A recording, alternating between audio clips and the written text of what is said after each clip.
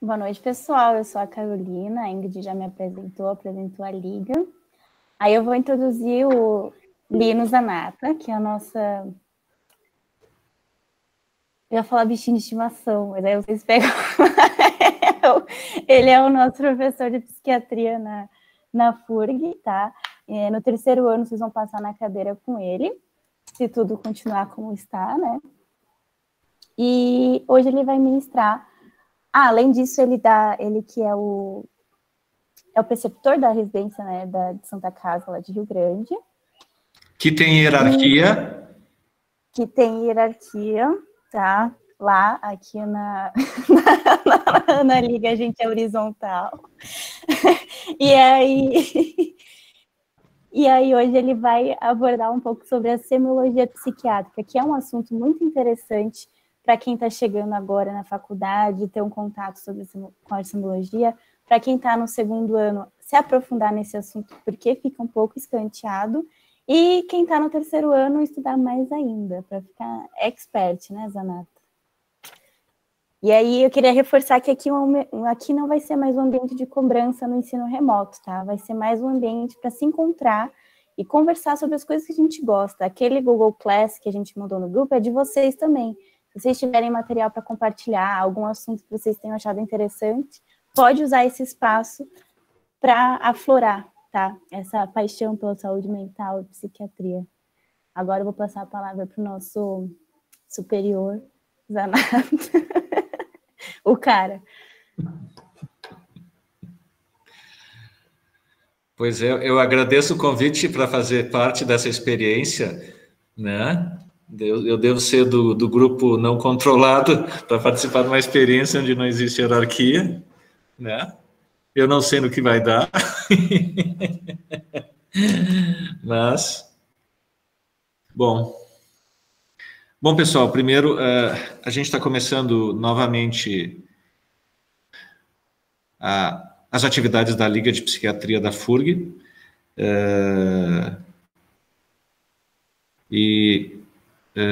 mesmo desta forma, que a gente não gostaria, porque faz muita diferença não ter esse contato presencial, assim, e hoje a gente vai falar um pouco sobre isso, na avaliação dos pacientes, e que para nós, a não presença do paciente tira muitas informações que a gente pode ter, assim, sobre o paciente, a sua história e principalmente as suas reações.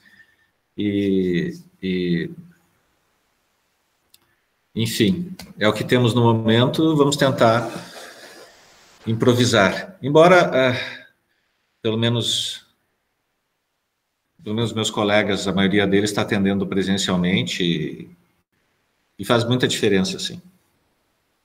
Bom, a gente vai falar sobre avaliação de pacientes. É um tema muito longo, tá? Então, eu vou resumir para uma forma super básica,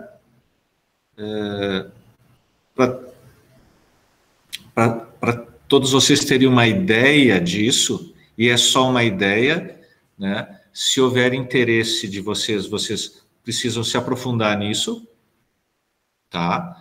Porque isso é um texto muito importante, uma parte muito importante na avaliação dos pacientes, porque dessa avaliação que a gente vai identificar sintomas, o grupamento de sintomas vai nos levar para uma síndrome, e dessa síndrome a gente vai para um diagnóstico, né? Mas se a gente não souber avaliar ou identificar sintomas, a gente corre muito o risco de errar no diagnóstico. Errando no diagnóstico, a gente pode errar na terapêutica, né? E vocês sabem que um dos recursos da psiquiatria é a medicação. Não tendo um diagnóstico muito correto, a gente pode fazer uma intervenção medicamentosa. E também, em termos de psicoterapia, não tendo um diagnóstico muito claro, a abordagem psicoterapêutica pode ser ineficaz ou levar a resultados não muito bons. Tá? Eu acredito que todos receberam aquele material, né? Sobre, que eu vou abrir aqui. Espera aí, gente. Agora eu perdi. O senhor quer coloque. Não, tá aqui, já achei, calma, já achei. Bom.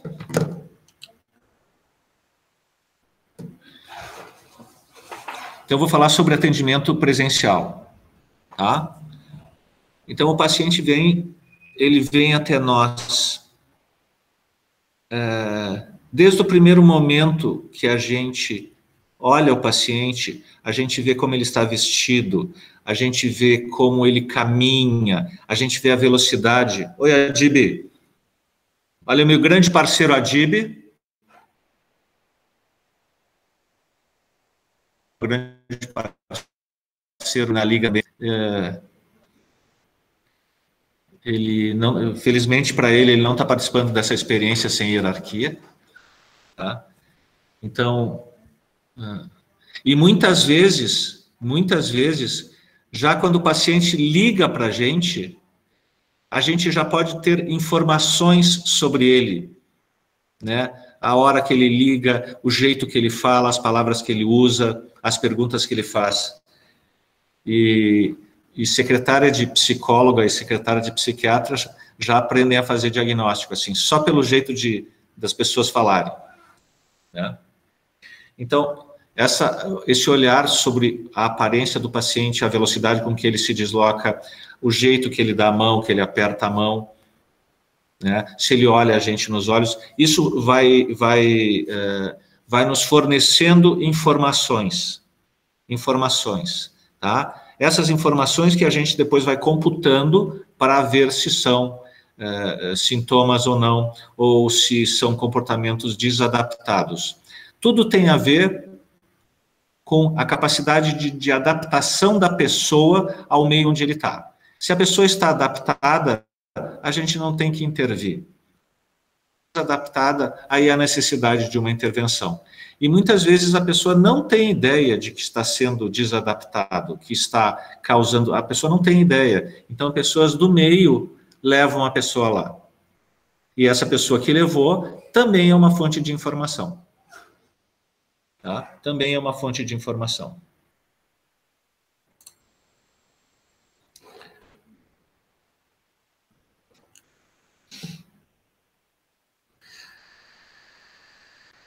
E aí, a pessoa sempre começa por geralmente, a gente pergunta, ela sempre começa pelo assunto que mais está incomodando ela.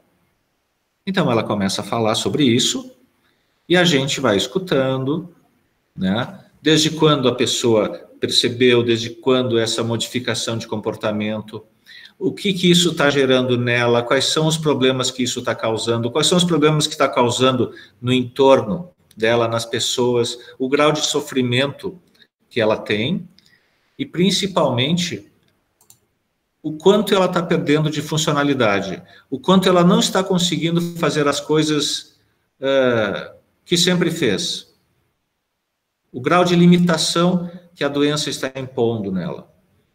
Isso é importante para nós, porque nos permite fazer um parâmetro entre como era essa pessoa quando ela estava bem e como essa pessoa está agora.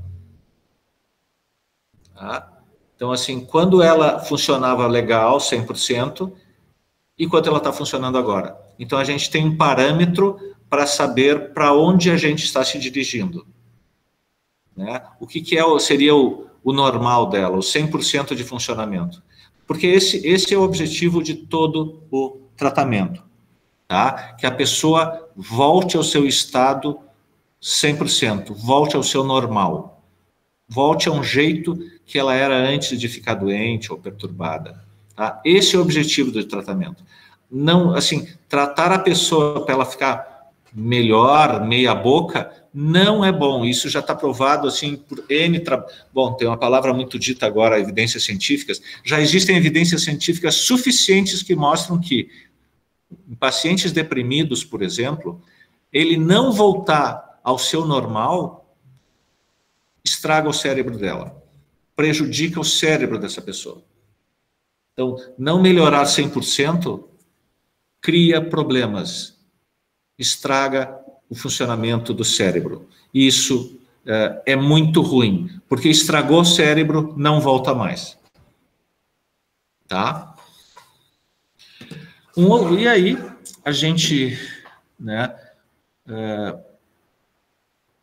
usa um recurso que a gente chama de exame das funções mentais, outros chamam exame das funções do ego, ou basicamente são os exames das funções cerebrais. Então se divide, se denomina várias funções, e a gente avalia dentro dessas funções o grau de normalidade ou alteração que essas funções estão apresentando. Deixa eu ver a primeira aqui. Bom, a primeira função que a gente vê é a consciência.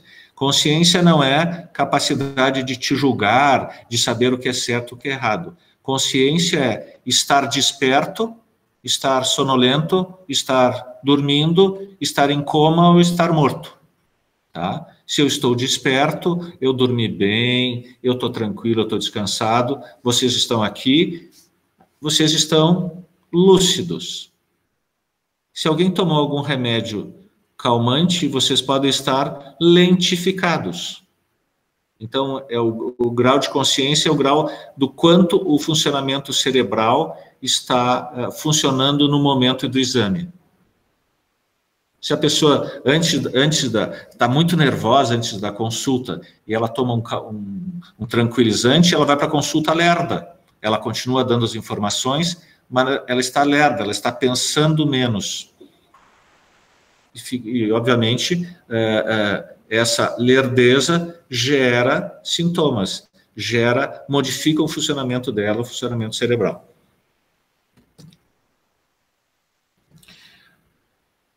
Um outro conceito importante é o conceito da atenção, que é a capacidade da pessoa focar em um determinado estímulo e desfocar dos estímulos irrelevantes ou menos importantes da volta. Tá? Então, isso é atenção. Na hora da consulta, eu sou o estímulo. Então, seria adequado que a pessoa prestasse atenção em mim. Eu estou ouvindo e estou perguntando. Tá? Então, seria o adequado. Vocês estão aí por alguma razão que é mais importante do que ver uma novela ou olhar o Facebook. Então, a atenção de vocês, a atenção é a capacidade que vocês têm de ficar assistindo essa live e deixando de lado outros estímulos, tá? Outros estímulos que nesse momento são menos relevantes. Então, essa capacidade de escolher o estímulo é o que dá a atenção. Muita gente fala em déficit de atenção, né? Mas assim, a gente presta atenção naquilo que a gente acha legal, que é diferente ou chama muito a atenção. Tá? Mas o cérebro não gosta de ficar... Prestar atenção cansa o cérebro. Então, ele foge, ele vai para outros estímulos. Tá? O importante não é... eu estou prestando atenção, eu presto atenção em outras coisas. O importante é a capacidade de voltar para o foco, voltar para o estímulo que nesse momento é o mais importante, que muitas vezes não é o mais agradável. Tá? Que nem criança, presta atenção naquilo que quer, naquilo que gosta, naquilo que acha bacana. Né? E a grande maioria das nossas tarefas, na medida que a gente vai crescendo, não tem nada de bacana, não tem nada de legal, não tem nada de interessante. Né? A gente presta atenção porque a gente precisa ou porque é mais importante. Vamos lá. a outra função chamada de senso-percepção. Ela tem a ver com os órgãos dos sentidos, tá? Então, a visão é um órgão dos sentidos, tá? Teoricamente, aquilo que eu enxergo, o estímulo que eu enxergo, vai para o meu cérebro, vai para o meu córtex visual e é identificado. Esse é o que se espera. Mas existem situações em que o córtex cerebral identifica coisas sem o estímulo exterior, por exemplo. Então, é o que a gente chama de alucinação. Eu percebo o bicho, percebo um vulto, percebo uma pessoa que ela não está na minha frente. Eu escuto uma voz de uma pessoa que não está comigo. Então, o meu cérebro percebe esse estímulo, só que esse estímulo não existe. E isso é chamado alucinação.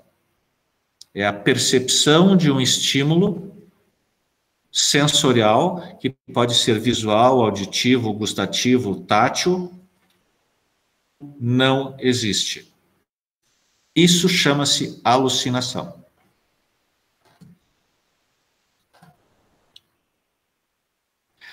Muitas pessoas confundem a senso-percepção com o pensamento. Então, novamente, senso-percepção tem a ver com os órgãos do sentido. Pensamento tem a ver com o que está dentro da nossa cabeça, com a produção de frases e pensamentos e o quanto nós acreditamos nesses pensamentos. E aí que nós temos os delírios.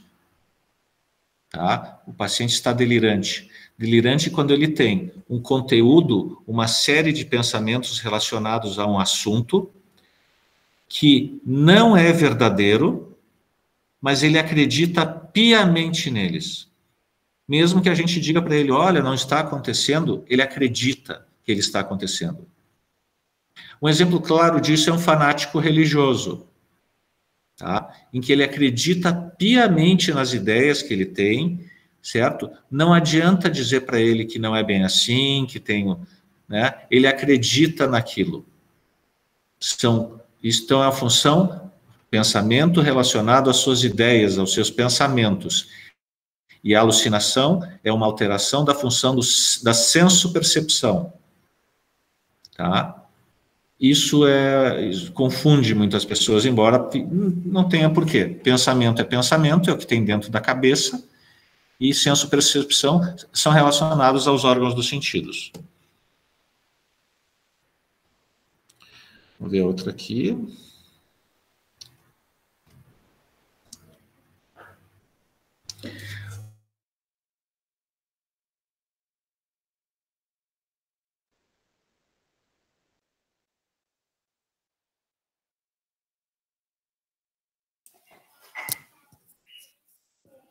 Travou para mais alguém? Ou foi só para mim? Travou. Travou aqui. Tá, vamos esperar a conexão voltar.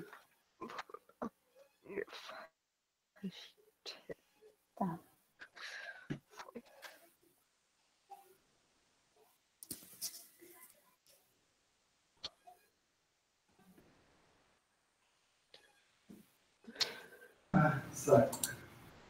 Oi. Voltou? Oi. Desculpe, caiu desculpe. Eu estou numa cidade do interior gaúcho chamada Tavares. Tá? Então, acontece. Muito interessante essa cidade aqui, né? Bom, então memória basicamente é a capacidade que a pessoa tem de se lembrar de coisas do passado e do passado recente.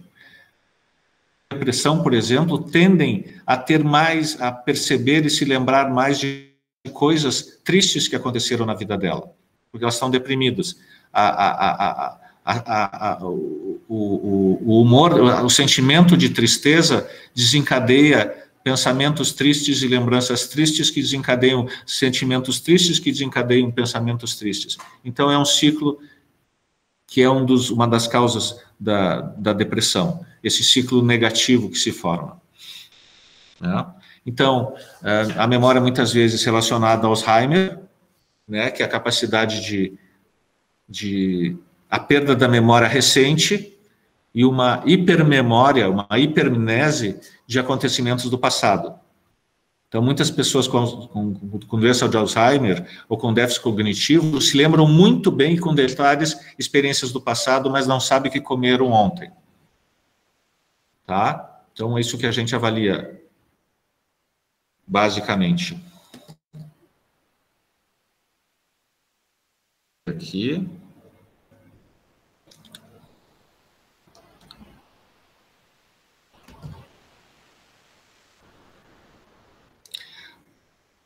Uma outra função importante é o afeto, tá? É o afeto.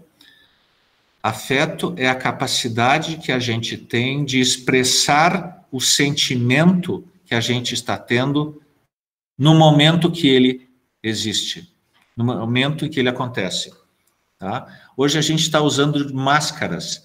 Então, a gente conversando com a pessoa, a gente não consegue saber claramente se a conversa que a gente está tendo, a pessoa está reagindo à conversa. Não sei se ela ri bastante, dá uma gargalhada, a gente percebe, mas se ela ri um pouquinho, a gente já não percebe. Um dos problemas nessas consultas virtuais é que se a gente fala de um assunto que o paciente se emociona, e se ele está no consultório, a gente vê que os olhos ficam com lágrimas assim, ou, né? E na consulta virtual a gente não consegue ver isso. Só um exemplo da limitação.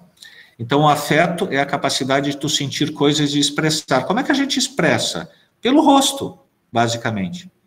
Pelo rosto. Então, acontece uma coisa alegre, a gente ri. A gente ri com o rosto. Né? Então, a gente percebe, acontece uma coisa alegre, ele ri, acontece uma coisa triste, ele fica triste. Então, como é que ele expressa isso? Pelo rosto. Hoje os rostos estão um pouco tapados, então é uma limitação importante. Então, afeto é uma resposta no momento, que é diferente de humor, tá? Que são um conjunto de afetos assim ao longo de um período, tá? Predominantes ao longo de um período. Se tu tá muito contente ao longo de um período, ou muito triste ao longo do período. Então, humor é como se fosse um conjunto grande de afetos. Tá? Então, humor é do momento, e a gente avalia isso. Porque tem gente que acontece uma coisa triste ou acontece uma coisa alegre, a pessoa fica com a mesma cara, com a mesma expressão facial. Tá? A gente chama de hipomodulado. Tá?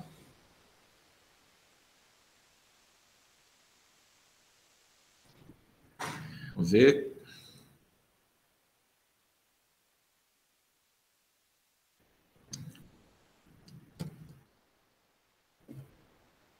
Bom, linguagem é basicamente como a pessoa fala, as palavras que ela usa, tá? O tipo de vocabulário, o sotaque que ela usa, o tom de voz que ela usa. Isso é a linguagem. Mas, assim, tem outras aqui, mas a função mais importante é a conduta, que é o comportamento, tá? Porque são os comportamentos da gente que incomodam a gente e as pessoas em volta. Não são meus pensamentos que incomodam vocês, porque vocês não conseguem ler os meus pensamentos. Vocês só sabem os meus pensamentos se eu falar isso para vocês. Vocês não conseguem ver o que eu estou pensando. Tá? Agora, pela linguagem corporal, pelos meus comportamentos, vocês podem inferir muitas coisas a meu respeito. Se o meu comportamento no meio onde eu vivo está adequado, eu não causo nenhum estresse nas pessoas da minha volta e eu também não fico estressado. Tá? Agora, se eu começo a ter mudanças de comportamento, tá? O meu funcionamento fica diferente, isso vai causar, no meio onde eu estou, nas pessoas com quem eu convivo, eu vou estressar essas pessoas também. E eu posso, uma função do juízo crítico que tem ali, eu posso mudar o comportamento, incomodar as pessoas e eu não perceber isso. Eu posso não perceber que eu estou mudando o comportamento, não perceber o quanto o meu comportamento diferente está causando problemas, e posso também, como uma função do pensamento, culpar os outros pelos problemas que estão acontecendo, sem eu me dar conta de que eu posso ser o agente causador da situação. Eu não tenho juízo crítico suficiente para eu me fragar, para eu me dar conta que eu também sou parte do problema. Fica muito mais fácil, ou fica, se eu não enxergo, culpar os outros pelo meu problema. Tá? Então, e também fica mais fácil a gente, na avaliação, perguntar: quando é que tu começou a ficar mais em casa? Quando é que tu começou a ficar ansioso? Quando é que tu começou a comer mais? Quando é que tu começou a não dormir, ou dormir muito? Quando é que tu começou a lavar as mãos 40 vezes por dia? É muito mais fácil as pessoas se darem conta das suas alterações, ou as pessoas em volta se darem conta das suas alterações de comportamento, do que quando é que tu começou a pensar que estava todo mundo te perseguindo? O cara não vai saber, não, foi no dia 17 foi um ano atrás, 17 de setembro de 2019, eu comecei a pensar que estava todo mundo me perseguindo. Sim, mas por que logo esse dia, o que tu anotou na agenda isso? Tá? Vai dizer, faz um ano que eu acho que está todo mundo me perseguindo, mas não é um ano. Então, a avaliação basicamente é comportamental. Quando começou a mudança de comportamento?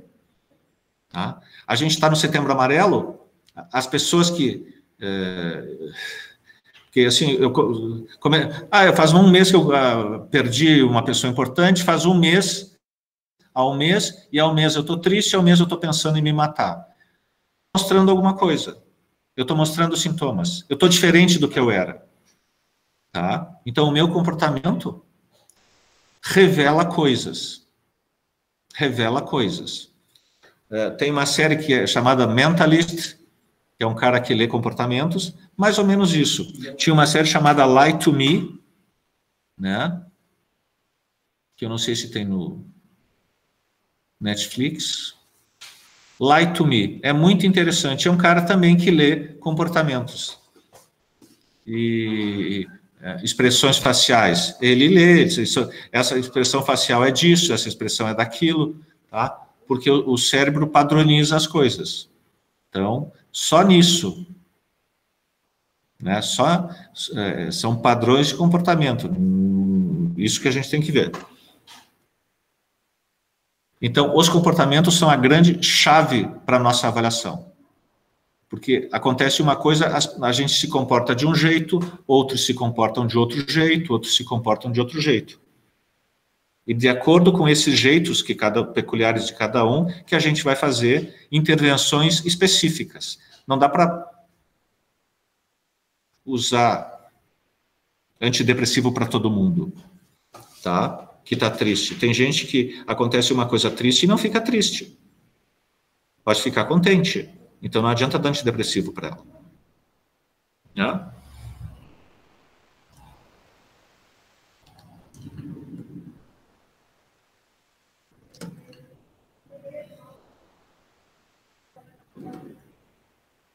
Eu acho que dá para começar com essas aqui. São muito importantes. Então, a atenção, a memória, a consciência, o afeto, a senso-percepção, que tem a ver com os órgãos dos sentidos, senso, órgãos dos sentidos, pensamento, que é pensamentos, o que tem dentro da cabeça, e conduta, que é comportamento. Comportamento. Quando é que começou a ficar diferente? Quando é que tu começou a agir desse jeito? Tá? Fatores encadeantes desencadeiam comportamentos diferentes. Esses comportamentos são sintomas, e a gente avalia esses sintomas, e é sobre esses sintomas que a gente tem que intervir. Tá? Bom, é a forma mais sucinta que eu tenho para explicar para vocês. Muito bom. Acho que dá para a gente... Tem uma pergunta da Eliezer Dias. Eu não sei se é assim que fala, Eliezer ou Eliezer, desculpa. Já dá para ir para as perguntas? Estou conseguindo ler aqui. As alucinações envolvendo pessoas fictícias são comuns, como um tipo de personagem na cabeça de alguém. Também acontece alucinações envolvendo pessoas reais? Quando alguém diz que uma pessoa real falou algo, mesmo se ela está de fato presente, ou seja, se ela ter dito de fato...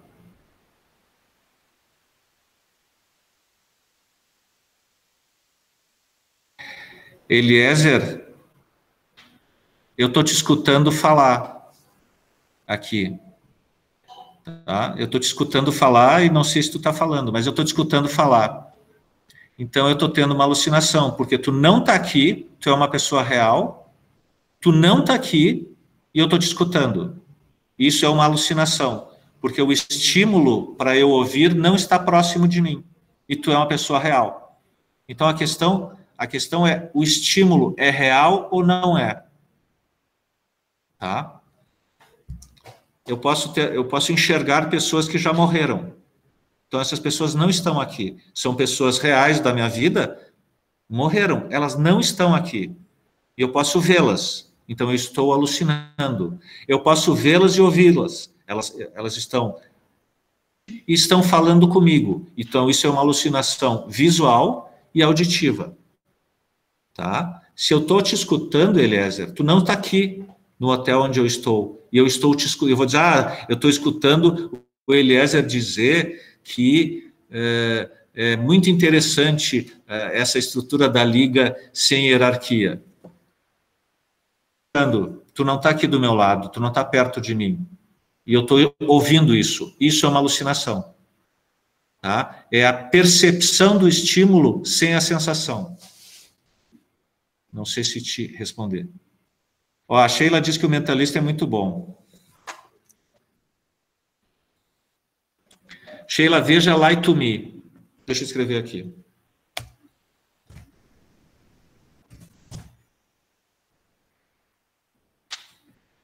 É muito bom.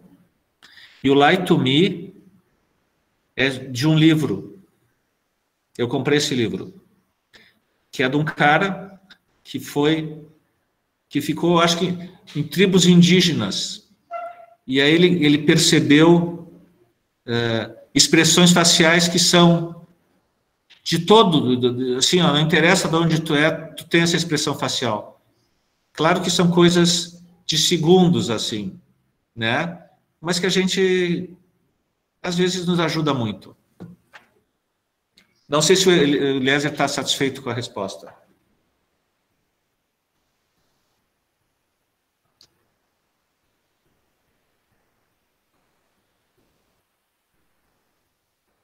Ele tá assim, colocou no chat. E aí o pessoal que quiser abrir a câmera, o microfone para fazer as perguntas. O Zanata gosta de hierarquia, mas ele não morde.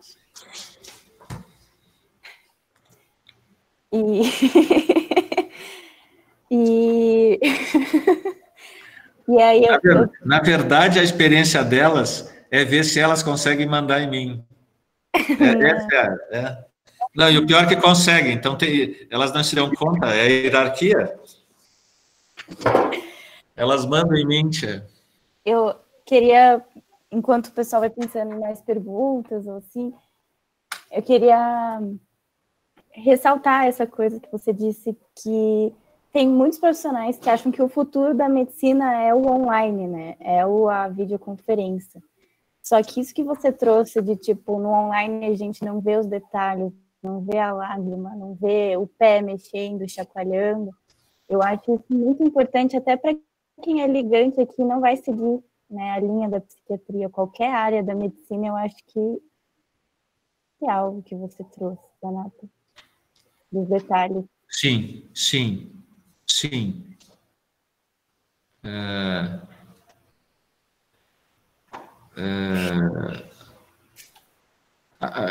Os pacientes não ficam com uma câmera de alta definição, 18K, high-tech na frente, assim, não é assim. Mãos, a gente não vê as mãos da pessoa, a gente não vê a velocidade com que a pessoa se levanta da cadeira, caminha, isso diz muita coisa. Assim, ó, a gente passa muita informação. A questão, o treinamento que a gente faz na psiquiatria é a capacidade de identificar essas informações. Identificar essas informações. Ó, o Eliezer está perguntando de novo. Olha só, Eliezer, é a segunda pergunta que tu faz. Eu acho que tu está querendo me derrubar, tá? Tem 48 pessoas, tem 33 pessoas na sala, estatisticamente, cada pessoa podia perguntar uma vez, tu já perguntou duas. Então, eu estou achando que tu quer me derrubar, que tu quer esculhambar com a live, tá? Então, eu estou achando isso, tá? Eu estou pensando isso. Tem um estímulo aqui, tu está me dando um estímulo. Duas perguntas. Tu está me dando esse estímulo. Eu olho para esse estímulo e eu penso, eu acho, eu concluo que tu está me perseguindo. Então, e isso é diferente de eu escutar a tua voz e tu estar aí. Então, a alucinação tem a ver com órgãos do sentido. E o delírio tem a ver com o pensamento. Tá? Eu estou pensando que tu estás querendo me derrubar, que tu estás querendo me prejudicar, que tu estás me perseguindo, que tu estás me aplacando. Tá? Eu estou achando, eu estou pensando isso. Tá? Eu estou concluindo isso, eu estou julgando isso. Isso é pensamento. Então, alucinação tem a ver com os órgãos dos sentidos. Delírio tem a ver com o tipo de pensamento.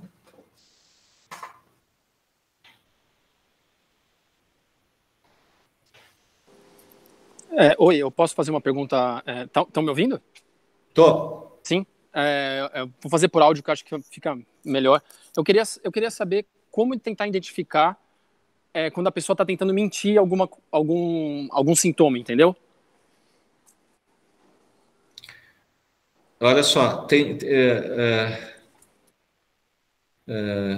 de tudo que eu li,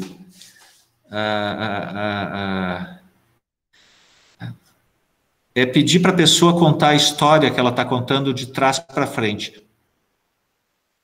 Aliás, desculpe, de frente para trás. Tá? Ela conta uma história ao longo, assim.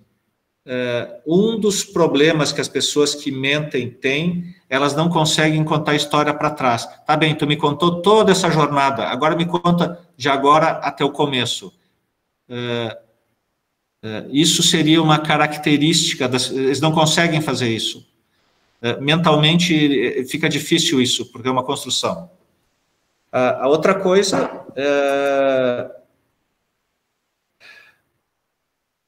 é não responder a pergunta. Tu pergunta uma coisa e ela responde uma outra coisa, por exemplo. Então, não é aqui, assim, é mais complicado, mas são coisas simples, assim. Agora, quem trabalha, por exemplo, com forense, com psicologia forense, com psiquiatria forense, esses caras percebem. Era bem nesse lado que eu estava querendo ir, tipo, confrontar verdades entre pessoas, assim, entendeu? Sim. Mas aí tu vai pegando, assim, ó, eu não gosto de fazer perícias psiquiátricas, tá? Eu não gosto, porque as pessoas mentem, tá?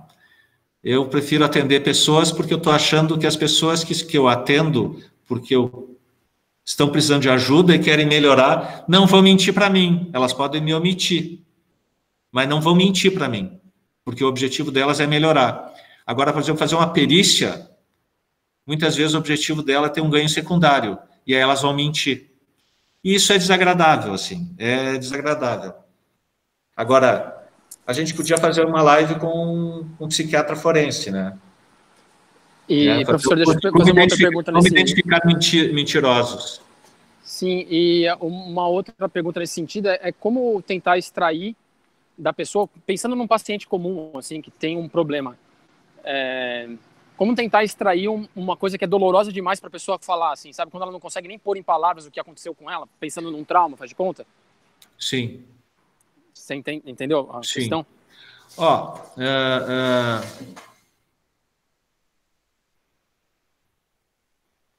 a gente sempre tem que ir pelas beiradas, tá? Porque colocar o trauma para fora é no tempo da pessoa. A gente pode querer saber, a gente pode perceber que tem uma coisa lá, mas a gente tem que favorecer ou permitir um ambiente ou uma relação de confiança para a pessoa se sentir segura de falar sobre um assunto super doloroso. Então, a gente tem que a gente tem que se sintonizar com o paciente, a gente tem que mostrar que a gente está ali para ouvir, porque a gente não gosta de acreditar muito, mas os pacientes às vezes nos poupam de coisas muito dolorosas, né? Nos poupam, né? Eu já vi inúmeras vezes a pessoa me dizer, porque eu estava mal, não sei o quê, por que não veio aqui? Porque eu estava mal. Sim, mas e por que não veio aqui? Eu fico pensando, será que eles iam achar que eu não ia aguentar ver a pessoa mal? Ou ia ficar muito triste de ver a pessoa mal? E os pacientes fazem isso. Então, imagina para falar sobre um trauma, o paciente tem que estar muito, muito conectado e muito confiante. E isso cabe a nós. Quiser falar sobre esse assunto, eu estou aqui. Fica à vontade, tá? Porque é o único jeito. Mas também existem situações que as pessoas chegam na primeira consulta e abrem assim, até é assustador, assim. E abrem e falam sobre coisas pesadíssimas na primeira consulta. Então, isso existe também. Agora, se tu tá sabendo que existe uma situação, tu tem que ir pelas beiras. A mensagem é, estou aqui, quando tu quiser falar, fale, eu vou escutar, não vou te julgar, não vou te condenar, não vou te mandar embora, né? E quando a gente ouvir, a gente pode se assustar, mas a gente não pode mostrar a cara de assustado, né? Sim. E, professor, só para finalizar, pensando nessa parte de anamnese do paciente psiquiátrico, que literatura o senhor acha que é a número 1, assim, ou 1 e 2, assim, para o senhor? Entrevista psiquiátrica do McKinnon. Entrevista psiquiátrica. Tá. É um livro que tem dados médicas e ele fala assim sobre as diversas patologias, a anamnese em diversas patologias. É excelente. Excelente. Obrigado, professor. De nada.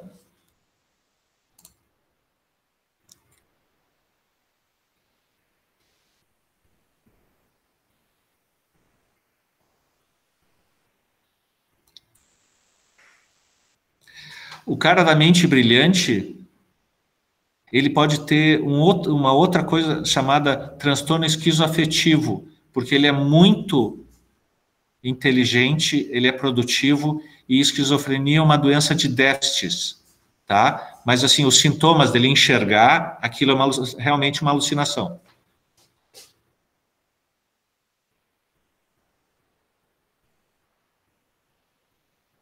Sim, sim. Érica, isso, exatamente, Érica. A mente brilhante, tá? O diagnóstico pode ser outro, mas assim, ele tinha alucinações, ele enxergava o cara do FBI, ele enxergava o loiro aquele, eu acho que ele enxergava uma criança também, né? Que tem a cena em que eles a mulher está tentando fugir com o filho e ele para o carro e diz, eles nunca envelheceram. Então ele se dá conta da alucinação, que ele enxerga a mesma coisa há anos. Isso é uma alucinação.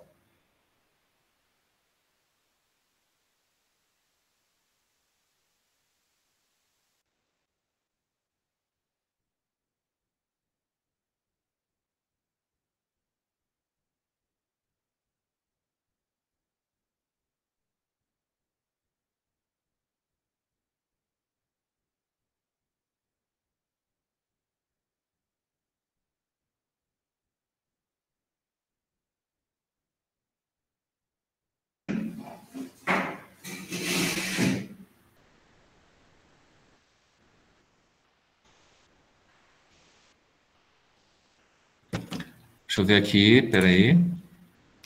Não, não, não, não, não.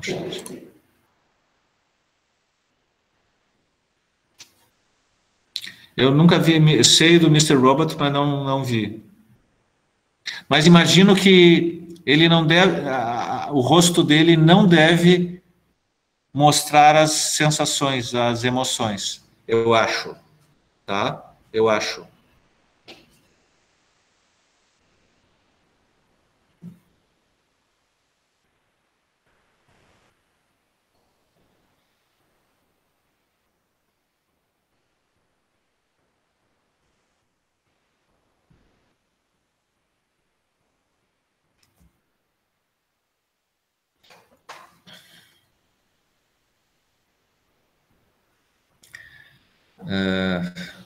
A Sheila está perguntando uma coisa relevante.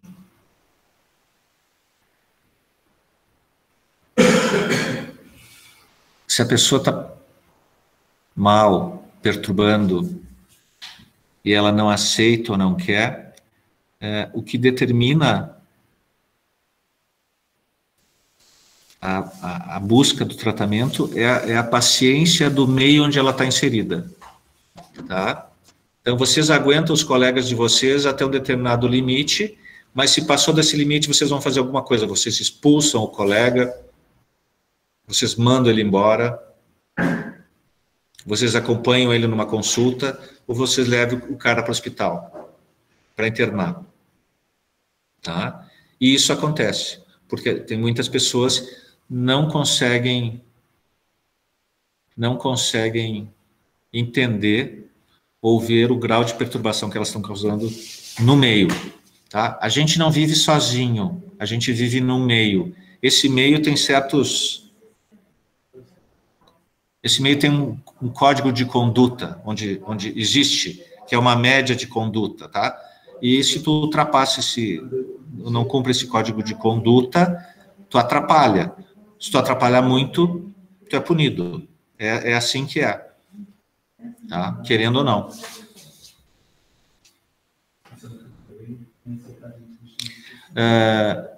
Tem uma série na Sony chamada O Sócio, tá? E é muito interessante. Então, ele vai numa empresa, ele estuda a empresa, e aí ele compra um pedaço da empresa, é um cara super bom. Mas a gente vê nessa série o quanto os problemas dos negócios são relacionados às pessoas, à conduta das pessoas, o relacionamento. Então, tem negócios familiares, então tu vê que os negócios vão mal por problemas familiares que as famílias não conseguem resolver, né? E eu acho que essa semana ele viu um pet shop em Los Angeles, em que o dono tratava mal para burro os funcionários. E aí mostrava ele tentando falar com o dono, e o dono dizia, porque eles são os idiotas, porque eu não quero saber, porque esse cara não tem nada de bom. Assim, o cara simplesmente inabordável. Inabordável. Né? Então, e ele não se fraga o quanto ele está incomodando as pessoas.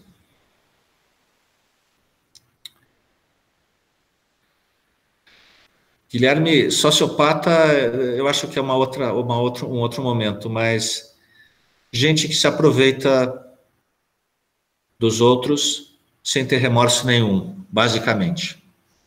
Tá? Uma pessoa que é assim, que funciona assim, tira dos outros e não tem remorso nenhum. Tá? De repente a gente faz coloca, como a gente tem bastante, tem bastante tempo no futuro, a gente pode falar sobre isso. Bom, a gente pode, eu tenho uma pessoa que pode falar sobre mentiras, que o Felipe falou, e sobre sociopatia. Eu tenho uma pessoa, de repente, a gente pode fazer uma live extraordinária com uma pessoa que lida com isso. Tá bem? Deixa eu pensar nisso. Eu vou passar para minhas superiores hierárquicas, e se elas me deixarem, eu posso falar com essas pessoas. Tá? Para a gente poder fazer uma live sobre exatamente psicopatia, mentira, esse tipo de negócio. Eu tenho uma pessoa sobre isso, que trabalha com isso. Autorizado.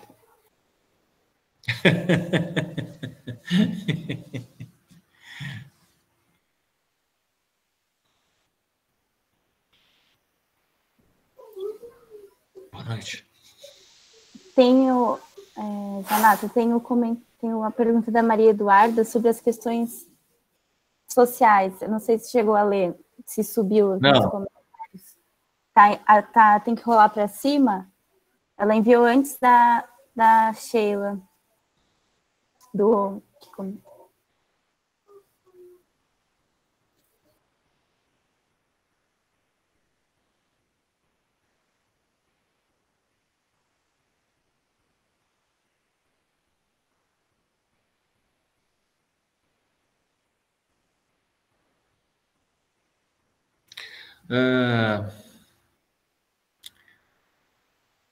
Assim, ó, Maria Eduarda. Todos nós estamos inseridos num contexto, em um contexto enorme, em dois contextos também enormes, né? E a gente está inserido num micro contexto que é a nossa vida. Tá? A gente dentro de N contextos, mas temos a ver com a nossa vida. Tá? E dentro da nossa vida, nós temos que ter controle sobre a nossa vida, mesmo que existam conceitos, tá? Coisas em volta, tá?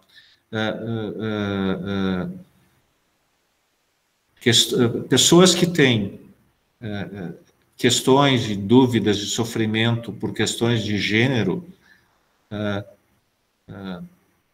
devem buscar tratamento para isso. Existem pressões sociais de tudo, tá? Mas a ideia é assim, que ninguém é totalmente e permanentemente impotente perante a vida, tá? Então, por pior que uma pessoa esteja, tá? Ela não tá, tem um momento, tem uma situação em que ela não é impotente, que é a capacidade dela cuidar da sua vida, a não ser que ela esteja doente. Aí ela perde, independente do contexto. Existe uma parte que é só dela, e essa parte a gente estimula ela a fazer, que é se cuidar, tentar administrar a sua vida, tá? Isso é importante, tornar ela independente ou capaz de enfrentar os problemas que ela tem e todos têm. Tá? Senão, a gente muitas vezes vê a coisa só de cima para baixo e não vê de baixo para cima. E de baixo para cima tem uma pessoa. E a gente precisa ajudar essa pessoa a organizar a sua vida, as suas coisas, a controlar o que ela pode controlar, mesmo nesse contexto todo, que é a sua vida. Ela tendo essa capacidade, melhora muito a força dela, a autoestima dela para enfrentar N coisas. Tá? N coisas. Porque a gente ajuda a pessoa e o contexto onde ela vive a partir dela. Que é o nosso paciente, ela que vem, ela que está sofrendo, tá? Os outros podem ser culpados, ok, tá? Vamos dizer que uma pessoa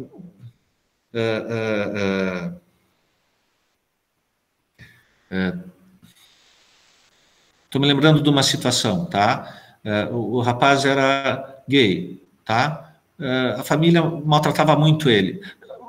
Maltratar no sentido de piadinhas, às vezes ignorava o cara, tudo. Então tá. Aí ele não estudava. Então tá, ia mal na faculdade. Tá? Por causa desse contexto todo. Então, ele reagia ao contexto e não ao que ele queria. O que tu quer? Eu sempre quis me formar em tal coisa. Tu tá na faculdade, o que tá te impedindo? Tu e o teu sonho, tu e a tua vida, o que está te impedindo de seguir o teu sonho? Eles não estão te amarrando, eles não estão, tá? Tu está dando um valor muito maior para pessoas que podem ser menos importantes para ti ou não significar nada para ti do que o teu próprio sonho, tá? Então, a gente começa a ajudar qualquer pessoa por ela mesma. Por ela mesma. E aí, ela se sentindo mais forte, o que dizem, aí é irrelevante, tá? O mais importante para a pessoa é ela mesma. Ela tem que se dar essa importância, se dar esse valor. Se tu fica dando valor porque as pessoas dizem, só porque as pessoas dizem, quem são essas pessoas? Tá? As pessoas são diferentes. A gente valoriza as pessoas de forma diferente. As pessoas não são iguais, a gente não dá a mesma importância para todo mundo. Então, assim, isso começa pela pessoa. Pela pessoa. É ela avaliar as suas capacidades, discernir o que é ela, o que é os outros, discernir o que é ela e o meio. Então, é o único jeito, tá? A pessoa começar por ela, tá?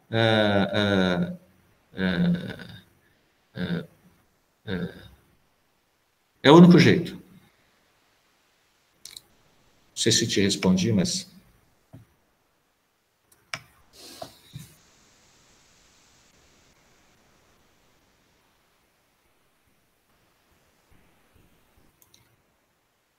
Ó, Rafael.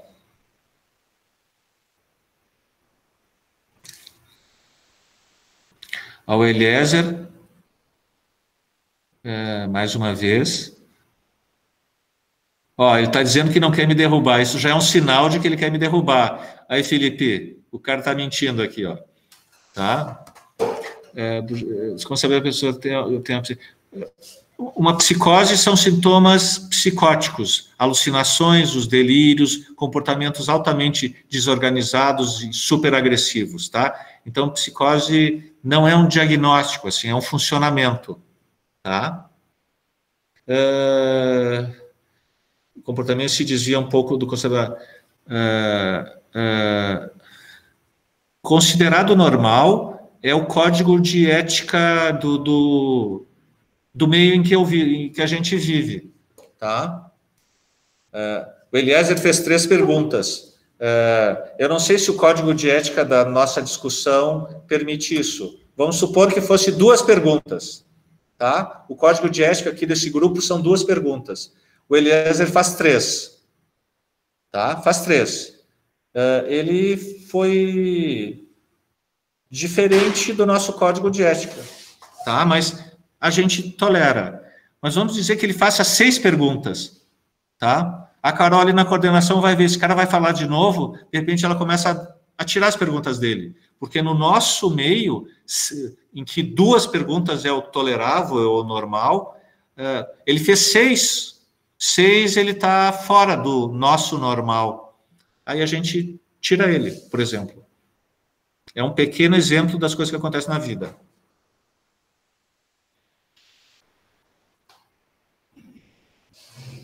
O Rafael faz uma pergunta assim, ó, que é exatamente do exemplo que eu dei para...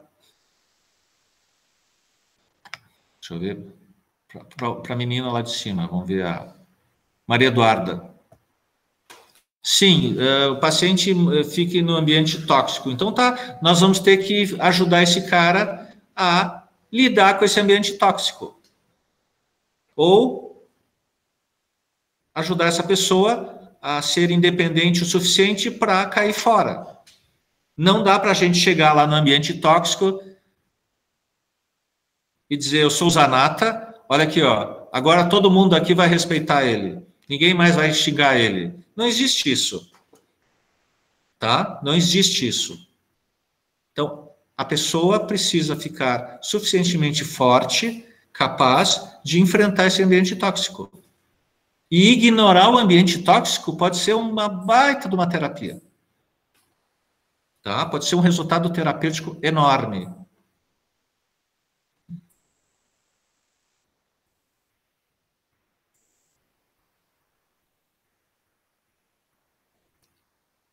O que mais? Eu adorei a participação de todos. A gente pode, no próximo encontro, combinar uma participação de vídeo ou áudio, né? Eu sei que o pessoal está envergonhado, isso é muito novo. Mas foram perguntas muito boas, né? A gente nem viu o tempo passar, né, Zanata? Yeah. Foi realmente muito interessante.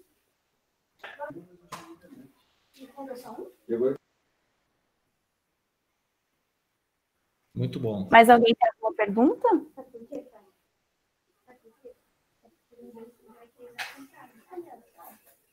Não?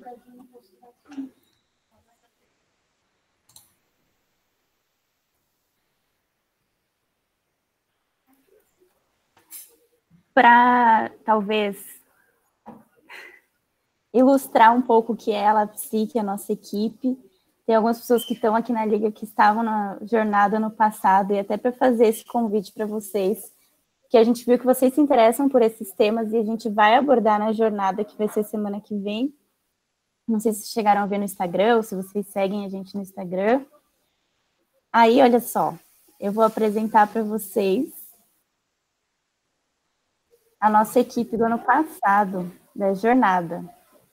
Apareceu para vocês? Olha só. Quem que está no foco? É o nosso chefe, tá? O nosso superior. Só que ele gosta de abraços também, viu? Deixa eu ver se eu tenho a foto do abraço. Então, ele é um superior que recebe abraços, é ótimo. Mas não dá abraços. Eu não dou abraços. Eu só vendo, eu estou vendendo abraços para ajudar a Liga. Conseguir recursos para ajudar a Liga. Se tiver interesse, manda uma mensagem. Estou brincando, tá, gente? Um abraço na vinda. O Felipe dá abraço. E aí, se vocês quiserem participar da jornada, não sei se alguém já chegou a fazer inscrição na jornada. Mandem no chat se alguém já chegou a fazer inscrição. A Mariana fez. Felipe Olha só. A Grata. Pois é, gente. E a jornada a gente vai abordar várias coisas, tipo, desde a pandemia, né, que é um assunto que está em alta, até genética, evidência científica. Então, esse assim, assunto da genética, o cara é muito legal, muito didático, e é uma dúvida que é muito presente, assim, a genética é destino, então, eu tenho genes, então, não é bem assim. Ele vai falar, assim, sobre isso. O Nico mandou ali no chat o link para o Instagram, o Nicolas, o nosso coordenador, que é o da fotinha aqui do lado do Luiz. Não sei se é na fotinha, o Adip também está aqui. O Adip está aí. Na fotinho da tela. Essa foi a jornada do ano passado. Aí esse ano não vai poder ter abraço, não vai poder ter essa bagunça aí no auditório, mas vai ser online, tá? E a gente espera que vocês participem, porque traz todos esses temas que vocês têm curiosidade de uma forma bem interessante, com profissionais do mundo todo, né? Esse ano vai ter uma conferência de Londres.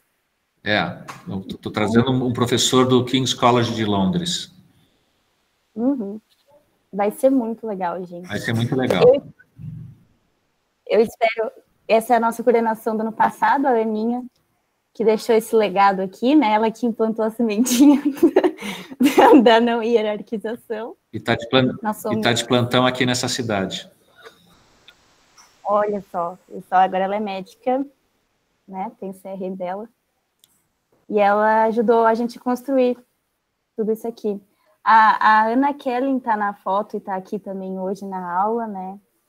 Então, é isso. Eu estou muito feliz pela primeira aula. Eu queria que vocês dessem o parecer de vocês sobre a aula de hoje. O que vocês acharam? Vou deixar a foto do abraço aqui. Para vocês verem o que é hierarquia, né? Tu vê. Olha, se alguém tem cara de infeliz aí nessa hierarquia aí, né? Tu vê, olha a experiência que a gente vai criar, né? Olha o problema, uma situação sem hierarquia. Eu quero ver. Eu não trato ligante deprimido. Triste. E as fotos da jornada do ano passado estão lá no Facebook da Liga, então vocês podem salvar a foto do abraço, usar de pano de fundo. Ai. Tá bem. E é isso, se alguém tiver mais alguma pergunta, quiser fazer um comentário. A Gabriela Gratão quer comprar abraço também, viu? Bastante. Tá bem, Gabriela, quando for presidencial, eu vendo para ti. Tá? Fala com a Carol, a gente marca e daí tu tira uma foto porque é uma raridade isso. Sim, tem que ser registrado. O pessoal está agradecendo pela aula. Sim. Pessoal, assim, ó, obrigado por ter participado. Espero mesmo que tenha sido uma coisa muito rápida, mas basicamente é as coisas que a gente procura, assim. Uhum. Né? Se a gente fosse ver mesmo, de repente, cada um era uma aula, mas, sei lá, dá para ter uma ideia. Foi o que o Gui falou, né? Assuntos mega relevantes e tratados de forma leve, que eu acho que é a proposta, né? É a proposta. Tem pessoas do primeiro ano aqui, então, assim, ó, vocês... Olha, se vocês lerem o material... aí vocês vão poder até identificar, pegar um filme aí, identificar o que é uma alucinação, né, tristeza, humor, é bem legal. Quando vê, a gente volta com o Cinepsique, né? Não sei. Pois é, temos que, né, no final da pandemia, a gente faz Cinepsique. Recomendações de filmes, Zanata? Tem algum para o final de semana agora? A gente assistir?